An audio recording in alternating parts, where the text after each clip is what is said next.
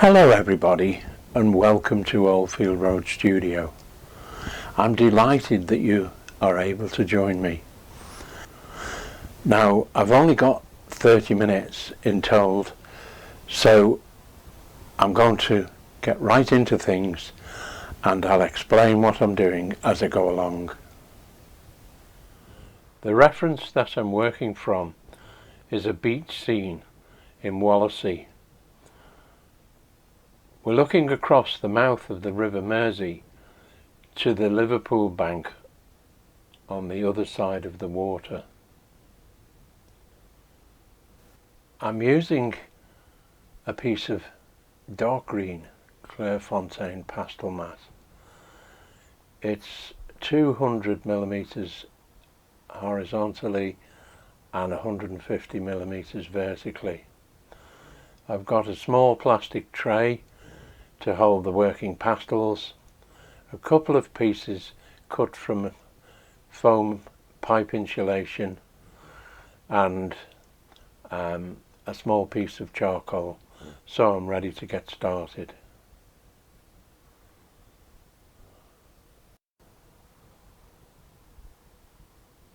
Initially I'm using a ruler just to establish the horizon line on the far side of the water. It needs to be straight and parallel to the base of the picture. I just create a simple line drawing, just using the simple shapes to just give me an indication of where I want to put the pastel. I never try to copy the photograph exactly. I always work from it as a reference.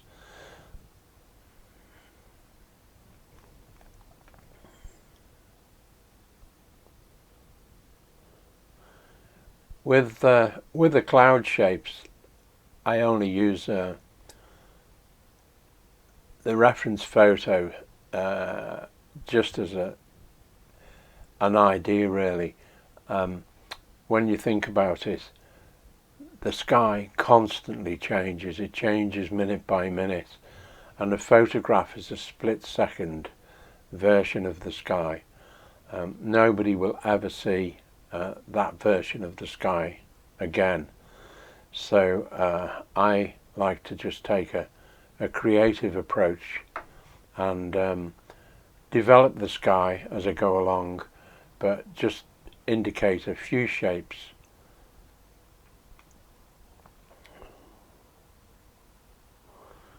The rather dominant line of the horizon, I'll be changing that, and it won't look anything like as mechanical when I've finished. I've now got the basic working group of pastels that I've chosen. They're mostly Sennelier, with a couple of Mountain Vision pastels, and one is a Unison pastel. The two turquoisey blue ones, they're Senneliers. I'd be using those in the sea and in the clouds. The other five are basically to be used in the clouds, but of course they'll be reflected down into the sea. These two are primarily for the sand of the beach, and they're both Sennelier. The darkest one, the darkest purple one, that's the Unison pastel. I'm going to use the ochres, a dark ochre and a mid ochre, to block in the beach. This first stage of the painting is the blocking stage, where we apply colour all over the whole sheet of the paper, and in approximately where it's likely to be when we come to the finish. So the first the first thing is the Sennelier ochres in the beach. I like to start with darker colours first, and then I can compare them as I go along, and bring in the lighter ones a bit later. So the same with the clouds. I'm starting with the darker cloud colours, and one thing to notice is against this dark green they actually look quite light, but we'll see when we add lighter colours in just how dark they look, and then after we've finished the blocking and we're in the refinement stage, we can adjust them then. So I'm not slavishly following my drawing. I'm placing the marks and knowing that I'm going to be working in layers on this painting, and I can adjust anything. I'm using a light touch here. I don't want to fill in the tooth of the paper early on at the beginning of the painting. When I'm trying to keep to a short time, such as half an hour, I like to break up the stages and think of the time for each stage. For example, I try to create my drawing no more than 5 minutes. I think this one was about 4 minutes, and then the blocking stage that I'm working on now takes about 10 minutes, and that leaves 15 minutes for the refinement stage. I think these small studies are really useful when you're working outside plein air.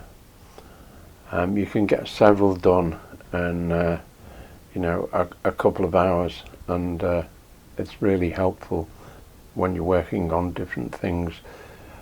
In the studio, you can try different colour schemes, try different styles, and with paintings that look quite reasonable, or you can use it as a warm-up when you start your session to loosen up your mark making. It's really good for that. Also, going through the process of picture making on a small scale and doing lots of them is a great way to increase your learning curve and to get your skills level increasing in the best way that you can. If you invest a lot of time every time you paint on something that's large, it becomes very precious, and that's when we start to tighten up and paint very tight paintings. But with the small studies, you've got to work loosely in order to get them done in time, and so I've found that it really does loosen me up to work like this. I've lost that horizon line, so I'm just restating it, and before I move on to working on the sea part of the painting, notice that I've filled in all of the sky area, but there's lots of the paper showing through at this stage, and it's not a problem at all. You'll see shortly how I get this fairly spread evenly. All I'm doing now is just fiddling really, and when you've only got half an hour, the fiddling's not all that good. So I'm now starting to think about the water. How am I going to deal with that? I can't make it match the sky at this stage because we're in a block-in, and so we don't know what the sky is going to be like really. So that's where we're at. I don't like that. So I'm going to do some more work on the sky before I move down. I think I need more pigment on the paper and a little more definition in places, even though this is a block-in.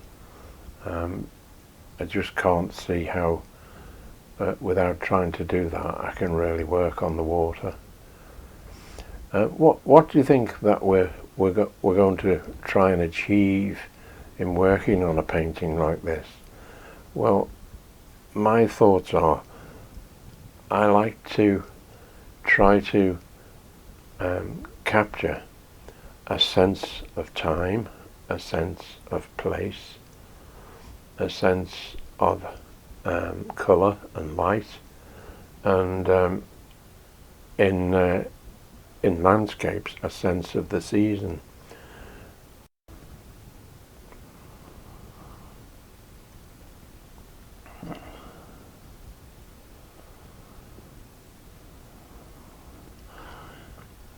A little bit of finger blending, and now I'm working on the water. Just out of interest, what's happening with this water channel or gully that's coming out into the foreground and going out into the bottom of the picture? Well, in reality, in real life, Wallasey Beach is a very shallow shelving beach, and so the tide goes out an extremely long way, and then there's these channels and gullies carved out in the sand, and then some of them can be as much as 8 or 10 or 12 feet deep, and unsuspecting people can go out into walking out to the tide line when it's over half a mile out from the shoreline and then get trapped by the tide. As the tide comes in, it fills up the gullies first, and so you can be surrounded by water without realizing it. A couple of weeks ago, there was a number of people that were trapped, and one chap was actually carrying a child. He was up to his neck in water, and he was carrying a child above his head when the lifeboat got to him, and the lifeboat had to pick up more than a dozen people off one sandbank. So if ever you think of visiting around the Wirral, just be wary of where you're going to walk and talk to locals about it.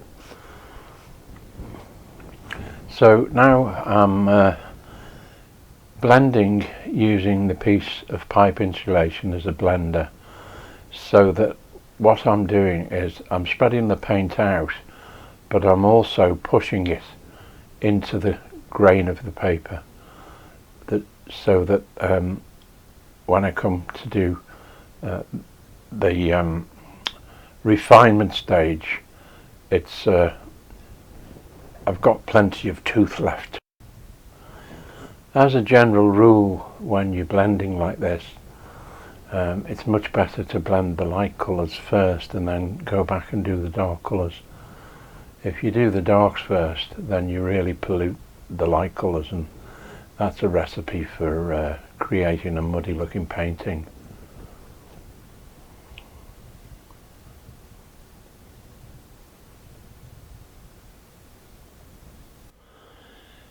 So that's the end of the block-in, and I've created quite a problem for myself, really. I've got a cruciform type shape in the light area of the clouds in the sky. Now that sort of cruciform shape in all its different manifestations is very commonly used by abstract artists as a basis for building up their abstract compositions. However, I feel that if I leave the sky with that cruciform in, I'll end up with two completely different pictures. The top 2/3 will be one picture and the bottom third will be a second picture, and they won't really relate to each other. So I'm going to have to, when I'm working now on refining, I'm going to have to get rid of that cruciform.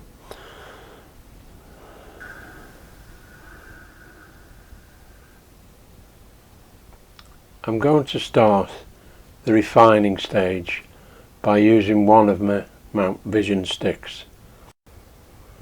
These are significantly harder than the Sennelier sticks, and because I've compressed the charcoal into the tooth of the paper, not just the charcoal but the softer pastel that we use for the blocking, I can work over it with the harder sticks, and it's a good idea to do this because then you can create transparent wispy clouds.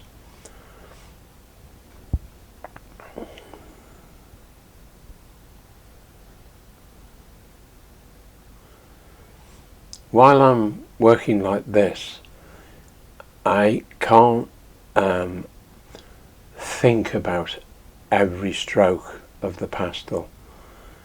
I have to do it intuitively, and then as things develop, react to what I've already done. And you'll see this right through this session of refinement, that I'm constantly reacting, I'm constantly slightly changing things, going over them again, building them up, obliterating some things. It's a process that initially is rather daunting, but when you get used to it, it's lovely to do. It's really good fun.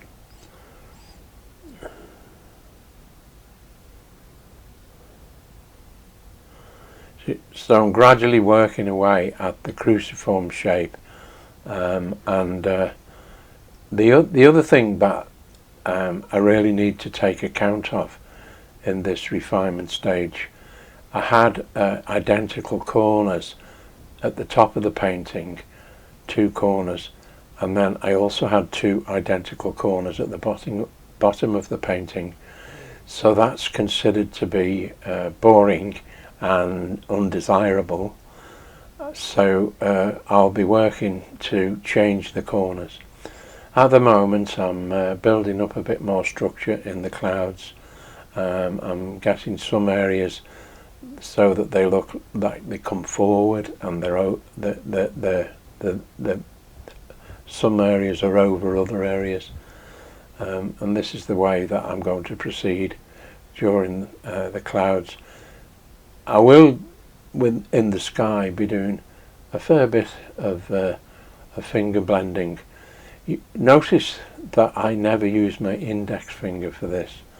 My index finger is used for the fingerprint to open my phone, and if I use that on pastel paper, then it doesn't recognise it. I found that out the hard way.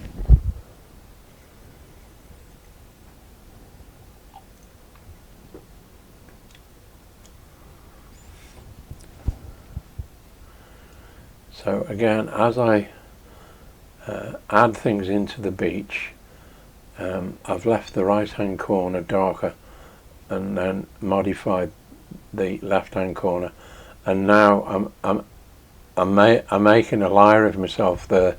I did start to use my index finger, and then I thought, oh no, don't do that. So the water, I've got to develop the water so that it's got a relationship with the sky, and also I need in the sky to have a relationship between the sky and the sand. So you're going to see me do a great deal of variation in order to build up those relationships. I've added a slightly bluer pastel. I thought that the more turquoise one wasn't quite working properly. The sea off the Wirral, it's the Irish Sea, and a huge amount of sediment comes down the Mersey and down the River Dee, and also the beach, as I said, is a very long, slow sloping beach, so the water picks up a lot of particulate matter, and it most often it looks browny or grey. Sometimes, like in this image, it's very reflective when there's almost no wind, but it doesn't look that beautiful viridian colour that you get off the coast of North Wales, and you get off the coast of southwest England, Cornwall and Devon, and much as you might feel tempted because it's a lovely colour, you lose your sense of place if you end up with a beautiful greeny sea in the area in which I live.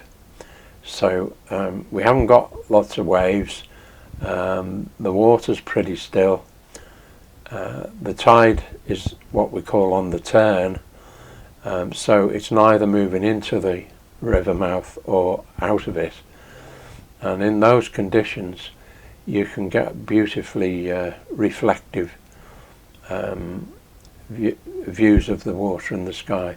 So now I am now introducing some of the colours into the sky from the sand.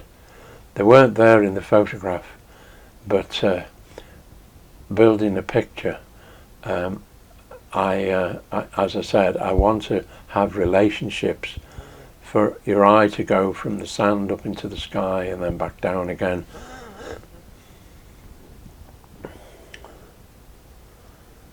So we're lightening this corner even more now. I really am working now with a light touch. As I work over in layers, I can't put too much pastel on. I want it to be just floated on over existing pastel paint.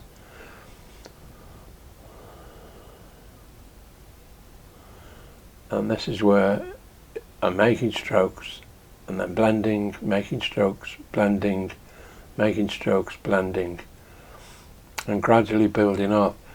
I want to achieve the water with a sheen on.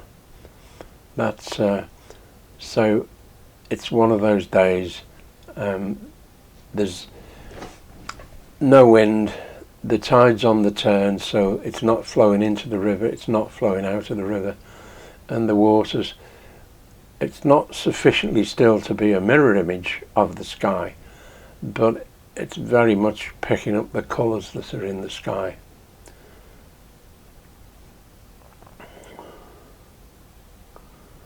And just a little bit of strengthening in places, just to add to the idea that the clouds have got bulk and shape, and it takes a little bit.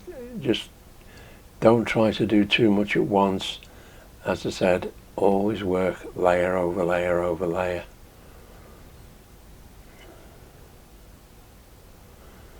This is a hard pastel, this, and I find that with a hard pastel, a really hard pastel, you can actually use it, if you use it gently, to blend better than an actual blender.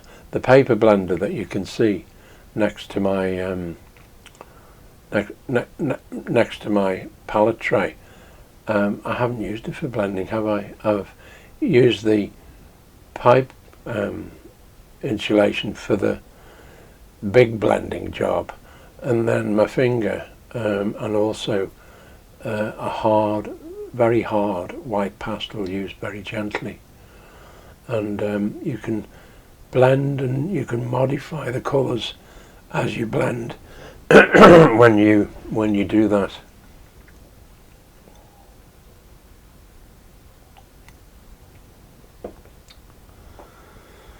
I think I'm getting quite close to the end now.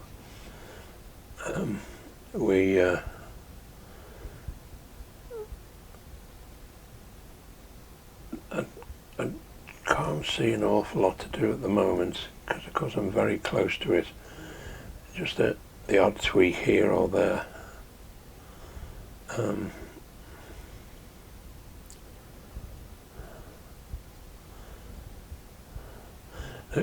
Notice that I'm using a white pastel, but it's a warm white, and there's only one or two places where it looks really white. Everywhere else I've been so gentle putting it on that the colours underneath come through it, and it does a visual blend, and it doesn't look entirely white.